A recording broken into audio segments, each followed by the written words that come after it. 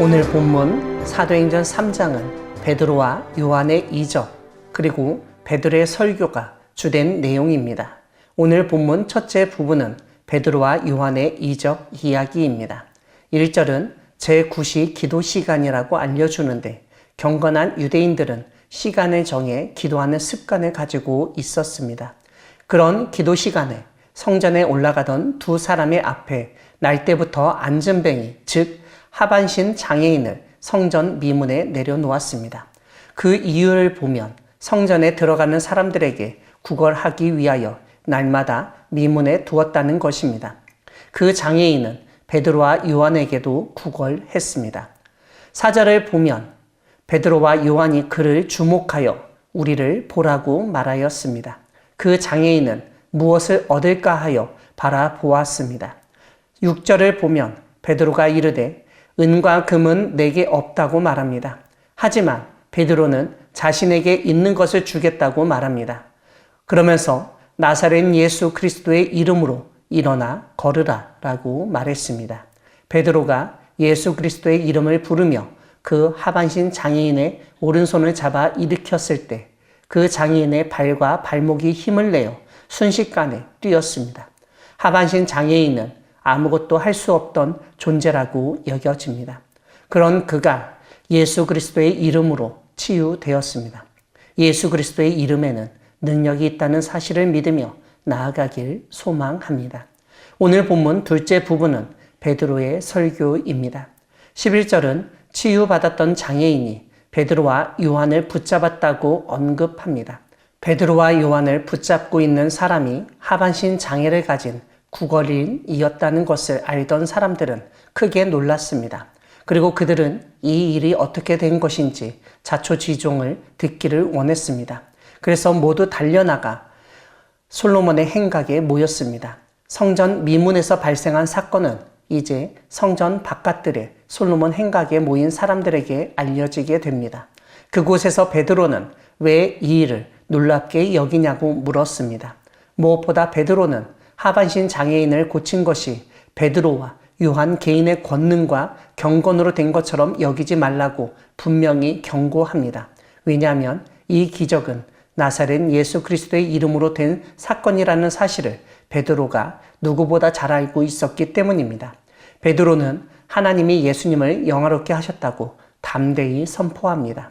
예루살렘에 있던 사람들 중 대부분은 예수님의 십자가형을 목격하고 그 소문을 들었던 사람이었을 것입니다. 그런데 그런 사람들을 대상으로 하나님이 예수님을 영화롭게 만드셨다고 선언했던 것입니다. 15절을 보면 예수님이 죽으셨다가 살아나셨는데 그 일에 베드로와 다른 제자들이 증인이라고 알립니다. 16절에서 베드로는 그 예수님의 이름이 이 사람을 성하게 하고 예수님으로부터 말미암은 믿음이 완전히 낫게 하였다고 설명합니다.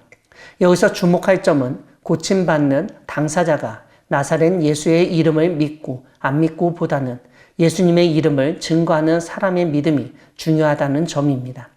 오늘 본문에서 베드로는 예수 그리스도라는 그 이름의 능력, 그 이름이 가진 구원을 먼저 믿으라고 알려줍니다. 우리가 믿을 때 예수 그리스도의 이름이 역사하며 기적을 일으킨다는 사실을 보여줍니다. 베드로는 예수님 때문에 생긴 믿음이 이런 일을 일으키고 사람을 완전히 낫게 했다고 선포했습니다. 베드로는 이렇게 예수님을 전면에 내세우며 이제 이스라엘 백성들이 할 일을 알려줍니다. 그것은 바로 19절에 있는 것처럼 회개하고 돌이켜 죄 없이함을 받으라는 것입니다. 사실 이 말은 사도행전 2장 38절에서 베드로가 했던 말입니다. 또한 오늘 본문 29절은 하나님이 그 종을 세워 복 주시려고 너희에게 먼저 보내사 너희로 하여금 돌이켜 각각 그 악함을 버리게 하셨다고 알려줍니다. 이런 점에서 우리가 할 일은 주변 사람들이 지금 주님으로부터 멀리 떠나 잘못된 길로 가고 있을 때 유턴하게 해서 주님께 돌아오게 해야 하는 일이라는 사실을 깨닫게 됩니다. 사랑하는 광야교회 성도 여러분, 하나님은 베드로의 설교를 통해 우리의 사명을 일깨우신 분이십니다.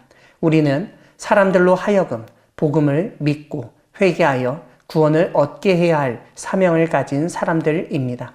그러므로 가족과 이웃에게 예수 그리스도의 복음을 담대히 전해야 하겠습니다.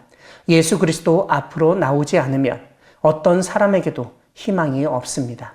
23절은 구약 성경을 인용하며 믿지 않는 자는 결국 멸망받게 된다는 점을 상기시킵니다. 하나님이 자비하시고 인자하시고 오래 참으신다고 모든 것을 다 용납하시는 것은 아닙니다. 완고하고 주님을 부인하고 저항하는 모든 행위에 대한 심판을 내리실 수 있는 분이십니다. 이러한 참사를 막기 위해 우리를 먼저 부르시고 주님을 증거하여 악행을 버리도록 사명을 맡기셨습니다. 그러므로 세상에서 이루어지고 있는 모든 악행을 버리도록 우리가 나서야 합니다. 예수 그리스도의 이름을 의지하여 사람을 구원하고 악행을 그치게 하는 데 힘쓰는 우리 모두가 되기를 소망합니다. 아멘.